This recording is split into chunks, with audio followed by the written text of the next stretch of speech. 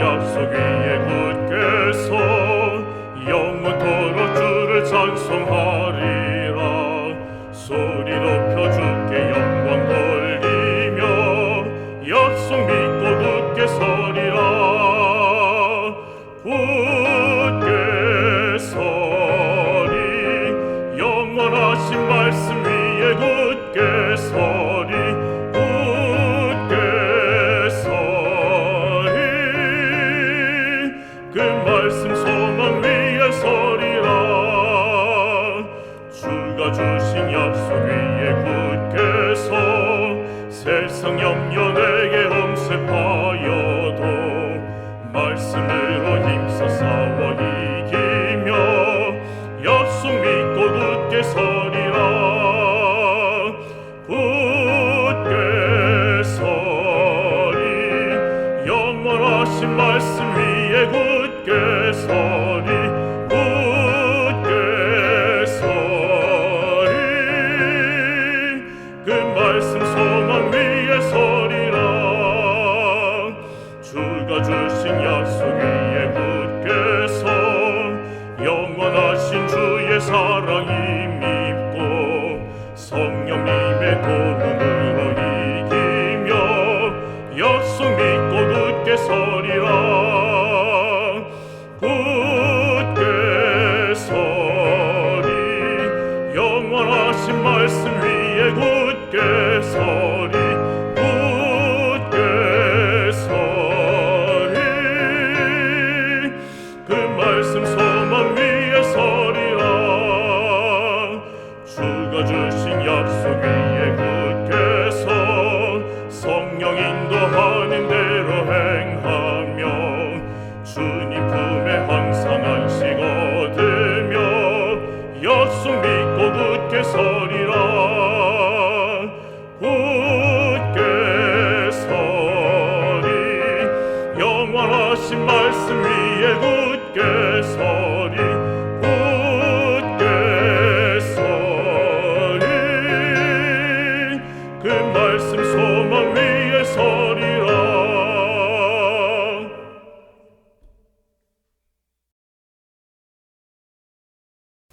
아버지 하나님, 이 시간 예배로 모이게 하시니 감사합니다. 이 시간 우리가 겸손한 마음으로 주님께 나왔습니다. 하나님의 말씀을 듣고 우리 마음속에 새기고 순종하려는 마음으로 나왔습니다. 주님, 우리를 받아주시고 우리에게 말씀해 주실 때에 우리의 마음을 성령의 감동함으로 채워주시옵소서. 그리하여서 이 시간이 끝나고 돌아갈 때 하나님의 은혜 충만한 마음으로 돌아갈 수 있게 하여 주시옵소서. 이 시간 성령께서 충만히 주님 저희와 함께 해 주시옵기를 예수님 이름으로 기도합니다.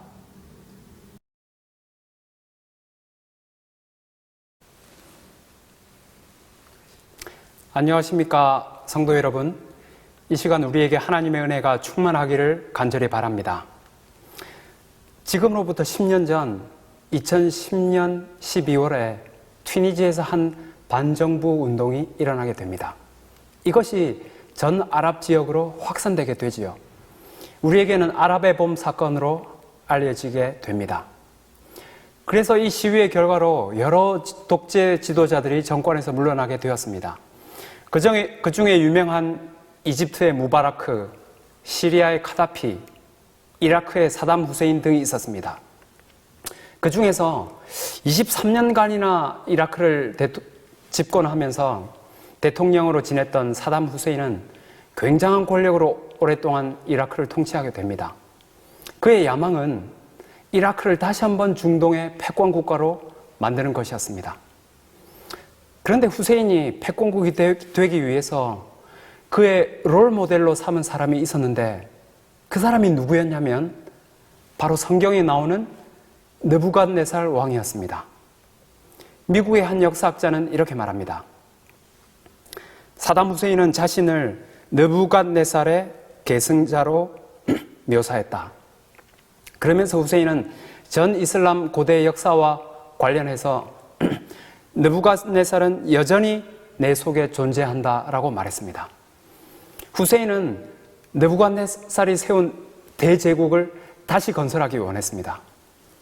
그래서 후세인이 만든 동전에 두 얼굴을 주조해서 넣었는데 하나는 자신의 얼굴을 넣었고 그리고 하나는 그의 영웅이었던 느부갓네살의 얼굴이었습니다.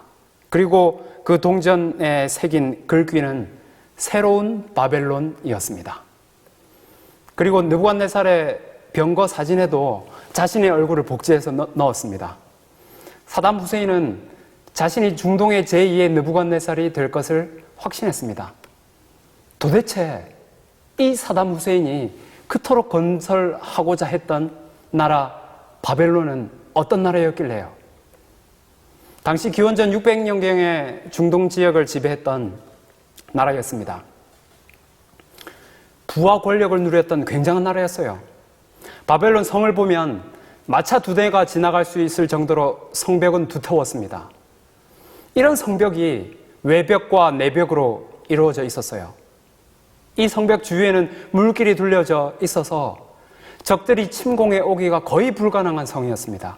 성 안에는 20년치의 식량이 저장되어 있었어요.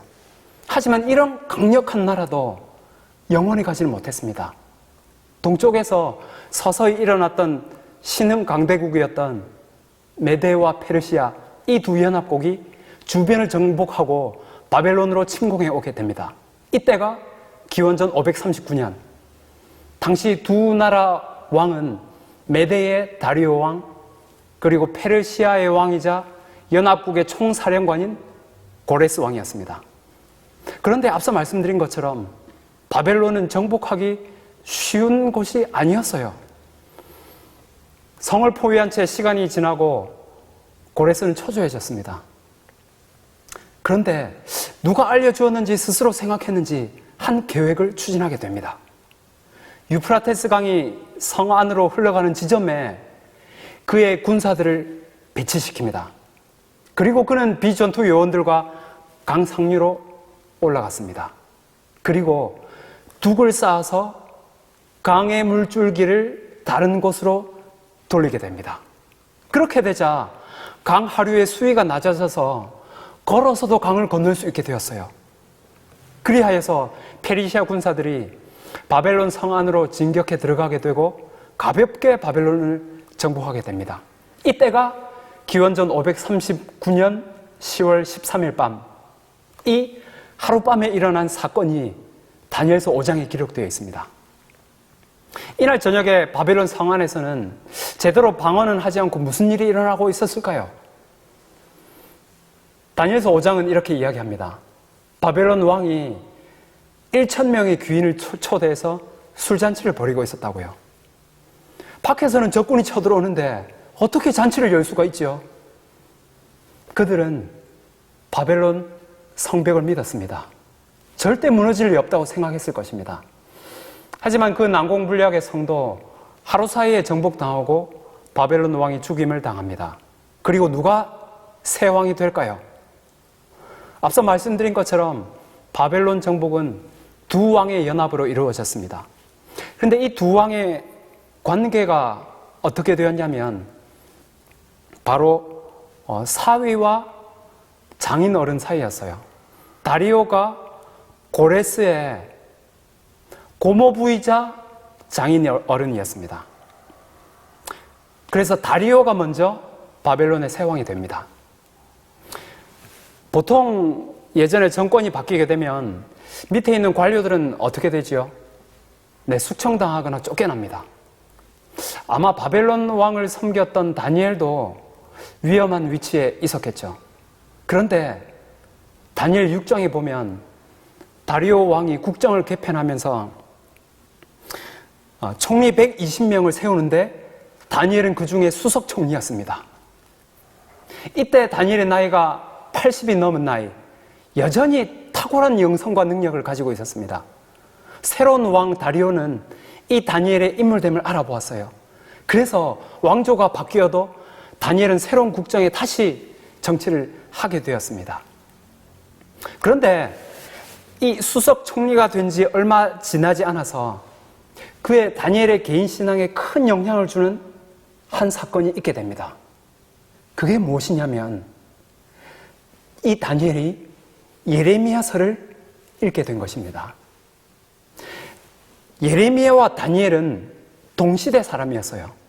아마도 다니엘은 어렸을 때부터 예레미야가 선지자로 활동했을 것입니다. 다니엘은 예레미야에 대해서 알았고 아마 전부터 예레미야 선지자가 쓴 글을 읽어보았을 것입니다. 그런데 예전에는 읽고도 몰랐는지 아니면 그냥 지나쳤는지 눈에 들어오지 않았는데 이번에 새로 읽으니까 한 구절이 깊은 인상으로 그에게 다가오게 되었습니다. 그것이 다니엘서 9장 20절입니다.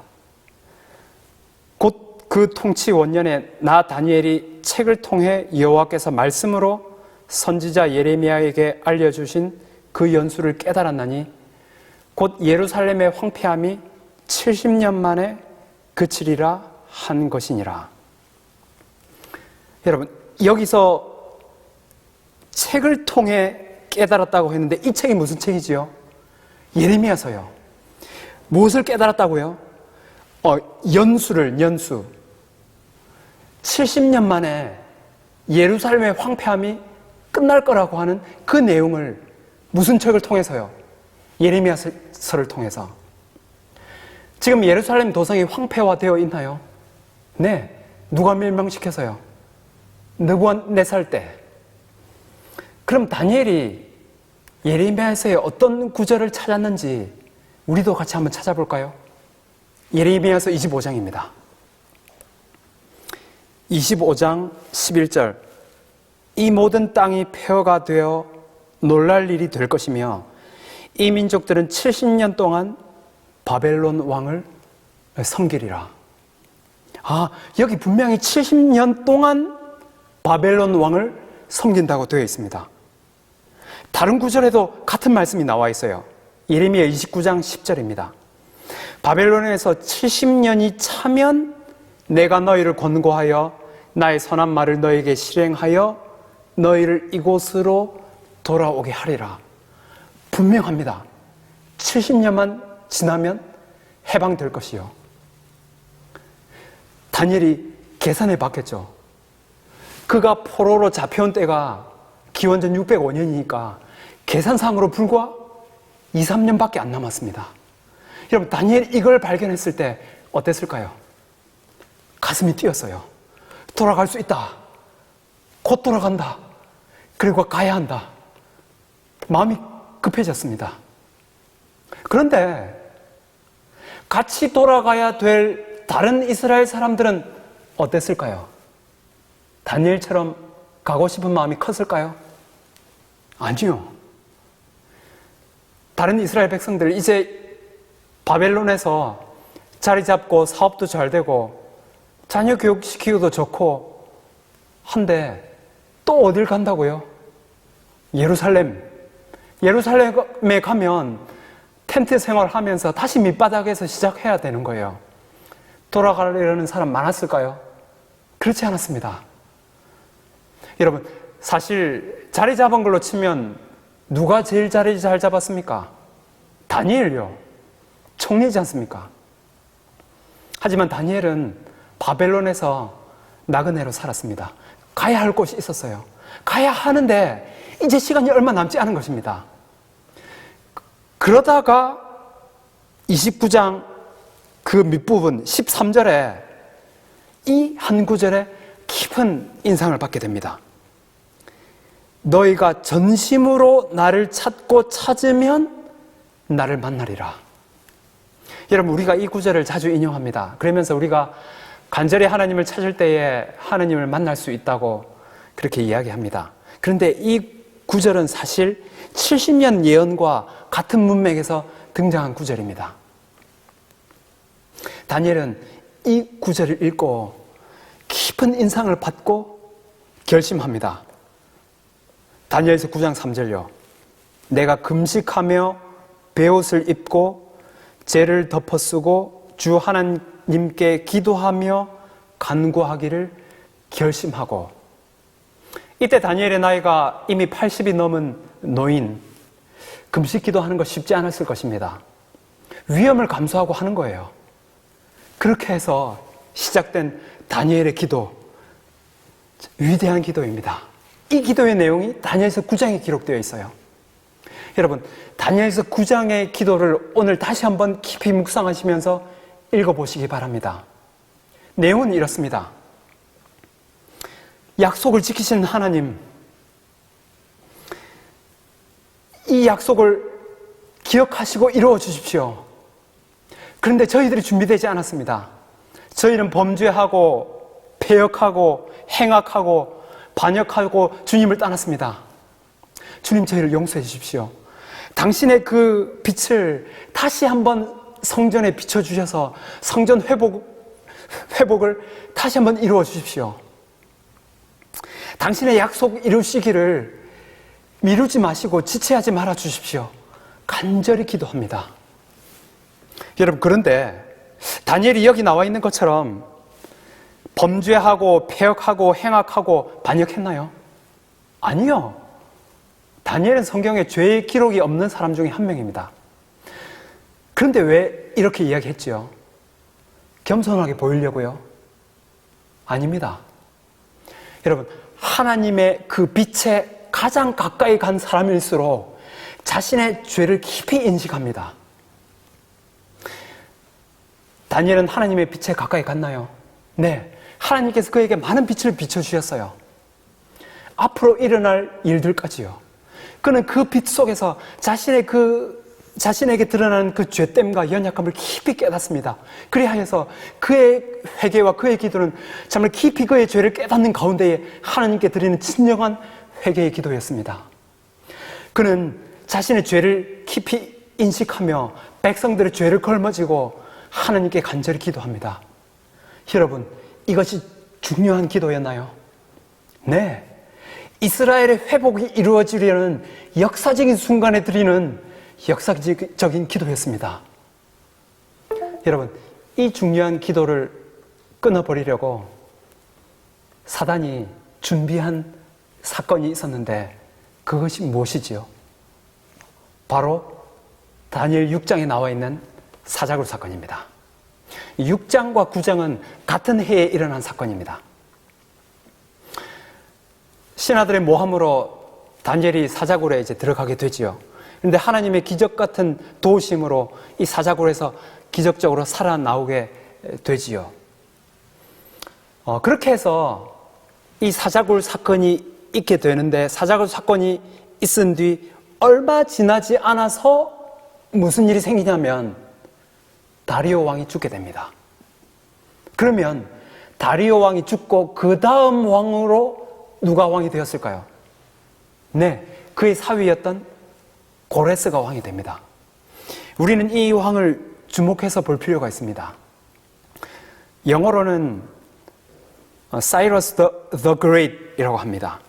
역사학자들은 그에게 The Great, 대왕의 칭호를 주게 됩니다. 이것은 고레서 실린더라고 하는 것인데 현재 영국의 대형 박물관에 소장되어 있습니다. 이것은 접토판인데 여기에 고레스가 무엇을 기록해서 넣었냐면 자신이 어떻게 바벨론을 정복했는지, 그리고 나중에 이스라엘 백성들에게 어떻게 선처를 베풀었는지에 관한 그의 업적들을 기록해 놓았습니다. 이 내용들이 성경의 내용과 일치하기에 성서고고학적으로 중요한 유물입니다. 여러분, 이 고레스와 다니엘이 만나게 될까요? 네. 다니엘이 고레스를 만나는데 그때 아마도 다니엘은 준비해 간 것이 있었을 것입니다. 무엇일까요? 그것은 바로 이사야 성경이었습니다. 왜냐하면 이사야서에는 고레스가 태어나기도 100년 전에 이미 고레스의 이름을 언급하면서 그의 일들을 예언해 놓았어요. 다니엘은 고레스와 만나면서 이 예언들을 고레스에게 보여주었을 것입니다. 여러분, 우리가 그 내용들을 한번 같이 찾아볼까요? 이사야서 45장입니다. 여호와께서 그의 기름 부음을 받은 고레스에게 이같이 말씀하시되, 내가 그의 오른손을 붙들고 그 앞에 열국을 항복하게 하며 내가 왕들의 허리를 풀어 그 앞에 문들을 열고 성문들이 닫히지 못하게 하리라. 내가 너보다 앞서가서 여러분, 여기서 내가라는 것은 누구입니까? 하나님이 고레스보다 앞서가서 험한 곳을 평탄하게 하며 논문을 쳐서 부수며 쇠빗장을 꺾고 내게 흑암 중에 보화와 은밀한 곳에 숨은 재물을 주어서 내 이름을 부르는 자가 나 여호와 이스라엘의 하나님인 줄을 내가 알게 하리라. 여러분, 지금 다니엘이 이 이사야서의 말씀을 고레스에게 보여줍니다. 우리가 읽고 있는 이 구절을 고레스도 지금 읽고 있는 거예요. 어떤 마음이 들었을까요? 깜짝 놀랐을 것입니다. 자기 이름이 이스라엘 경전에 나와 있는 거예요. 그러면서 여기에 그 하나님이 자기 고레스를 왕위에 앉히고 바벨론을 점령하게 하고 바벨론에 있는 모든 부를 고레스에게 주었다고 하는 내용을 지금 알려주는 것입니다. 고레스는 지금 어떤 한 큰 섭리에 의해서 자기가 왕이 되고 바벨론을 점령했다는 것을 알게 되었을 것입니다. 계속 읽어볼까요? 45장 4절입니다. 너는 나를 알지 못하였을지라도 내게 칭호를 주었노라. 나는 여호와라. 나 외에 다른 이가 없나니 나밖에 신이 없느니라.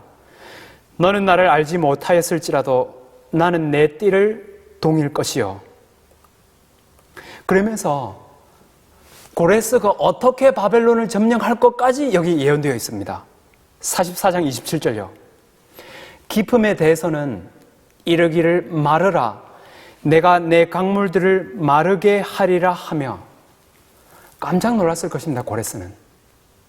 그러면서 고레스는 최종적으로 그러면 하나님께서 그 이스라엘의 하나님께서 자기를 부르신 그 목적까지 여기서 발견하게 됩니다. 45장 13절요. 내가 공의로 그를 일으킨지라 그의 모든 길을 곧게 하리니 그가 나의 성읍을 건축할 것이며 사로잡힌 내 백성을 값이나 갚음이 없이 놓으리라. 만군의 여호와의 말이니라 하셨느니라. 자기의 의무를 여기서 발견하게 됩니다. 그것이 무엇인데요? 사로잡힌 내 백성, 어떤 백성입니까? 하나님의 백성, 이스라엘 백성을 값 없이 놓아주는 것요. 이것이 하나님께서 그에게 말씀하셨던 그의 임무였습니다.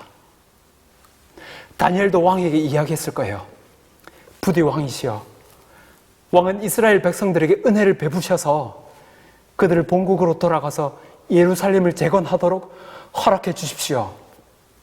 여러분, 이때가 예언된 70년이 거의 다 되었을 때였습니다. 여러분, 고레스 왕의 결정이 달려 있습니다. 왕이 보고서 안 되겠다. 이스라엘 민족 보내주면 국력에 큰 손해가 된다 하면은 못 가는 거예요. 과연 고레스 왕의 결정은 무엇이었을까요? 에스라 1장 1절입니다. 바사왕 고레스 원년에 여호와께서 예레미야의 입을 통하여 하신 말씀을 이루게 하시려고 바사왕 고레스의 마음을 감동시키심에 그가 온 나라에 공포도 하고 조서도 내려 이르되 바사왕 고레스는 말하노니 하늘의 하나님 여호와께서 세상 모든 나라를 내게 주셨고 나에게 명령하사 유다 예루살렘의 성전을 건축하라 하셨나니 이스라엘의 하나님이 참신이라. 여러분, 놀랍죠, 그죠? 그가 하나님을 몰랐던 그가 이스라엘의 하나님이 참신이라고 이야기하고 있습니다. 너희 중에 그의 백성된 자는 다 유다 예루살렘으로 올라가서 이스라엘의 하나님 여호와의 성전을 건축하라. 그는 예루살렘에 계신 하나님이시라. 고레스의 마음은 깊이 감동되었고 마침내 그는 이스라엘 백성들을 본국으로 가도 좋다는 명령을 내리게 됩니다. 이것이 역사적인 1차 예루살렘 중건령입니다. 그렇게 백성들이 돌아가서 성전을 짓고 하기 시작했는데요. 그렇게 하려면 돈이 많이 들겠죠. 경비는 다 누가 낼까요? 경비는 다 왕실에서 내리라. 놀라운 일이 일어났습니다. 그리하여서 그 다음 해에 이스라엘 백성들이 예루살렘으로 돌아가게 됩니다. 이때가 바로 예언된 70년이 찼던 그 해였습니다. 엘렌 화이트는 선지자와 왕에서는 고레스의 이스라엘 해방 선언에 관해서 이렇게 이야기하고 있습니다. 하나님께서는 다니엘이 사자굴에서 구원받은 사실이 고레스 대왕의 마음에 좋은 인상을 주도록 하셨다. 이 사자굴의 사건이 전 바벨론의 소문이 났겠습니까? 네, 고레스도 들었을 거예요. 다니엘에 관한 좋은 인상을 가지게 되었습니다. 그러면서 맨 마지막 부분에요, 그에게 특별한 존경심을 나타내고 다니엘을 존경하게 되었습니다. 결국에 목숨을 건 이 다니엘의 기도가 왕의 마음을 움직였고 70년 예언 성취되는 길을 열게 된 것입니다. 성경의 장면에서 중요한 예언의 성취 때마다 그 배후에는 항상 언제나 간절한 기도가 있었습니다. 여러분, 우리는 성경 예언의 가장 큰 예언인 재림의 때가 이루어지려 하는 시대에 살고 있습니다. 이 시대에 우리는 이 다니엘의 기도를 기억해야 할 것입니다. 다니엘처럼 말씀 연구를 통해서 깨달은 시대의 임박함 앞에서 하나님, 나는 죄인입니다. 나는 어찌해야 합니까? 지금 때가 이제 얼마 남지 않았는데, 마음을 깊이 살피며 마음을 찢는 다니엘의 회개가 우리에게 있어야 할 것입니다. 그러면서 자신의 인생을 하나님께 헌신해 드리는 다니엘과 같은 이 기도가 하나님께 드려질 때에 하나님께서 우리의 기도를 들으실 줄 믿습니다. 이 기도에 하나님이 우리에게 가야 할 길을 알려주시고 빛을 비춰주실 것을 믿습니다. 주님의 재림에 촉진되는 역사가 우리의 기도를 통해 이루어지기를 간절히 바랍니다. 감사합니다.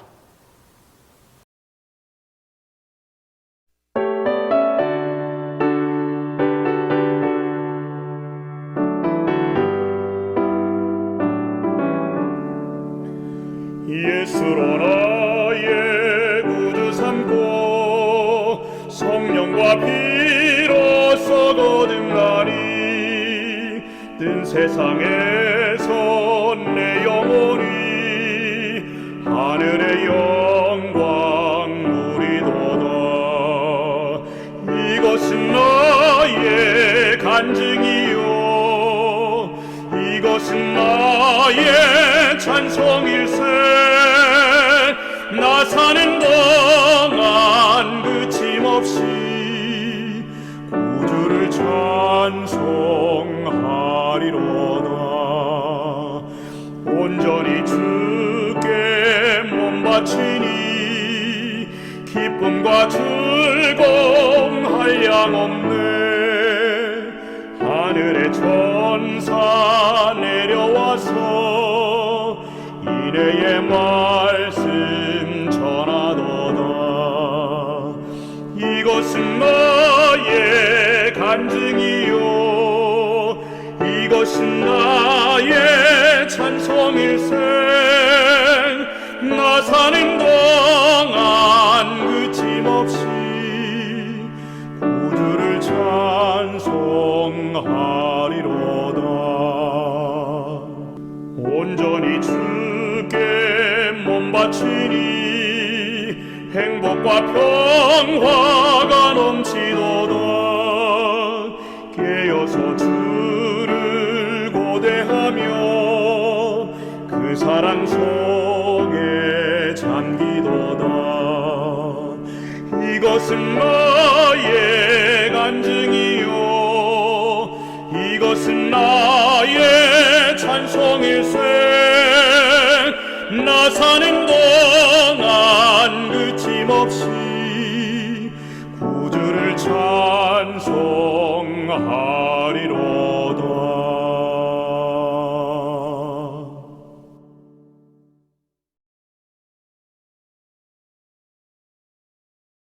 아버지 하나님, 이 시간 다시금 우리를 말씀으로 우리 마음속에 역사해 주셔서 감사합니다. 우리 마음속에 빛을 비춰주셔서 이 말씀의 빛 속에서 우리가 재림의 임박함을 깨닫고 이 앞에서 우리가 우리의 마음을 찢고 하나님께 진정한 회개의 기도를 하나님께 드림으로 이 시대에 하나님께서 간합될 만한 기도가 상달되게 하여 주시옵소서. 우리의 기도가 하나님의 팔을 움직이고 이 재림의 때가 촉진되어서 마침내 주님의 재림의 영광에 속히 우리가 참여하게 하여 주시옵소서. 예수님 이름으로 기도합니다. 아멘.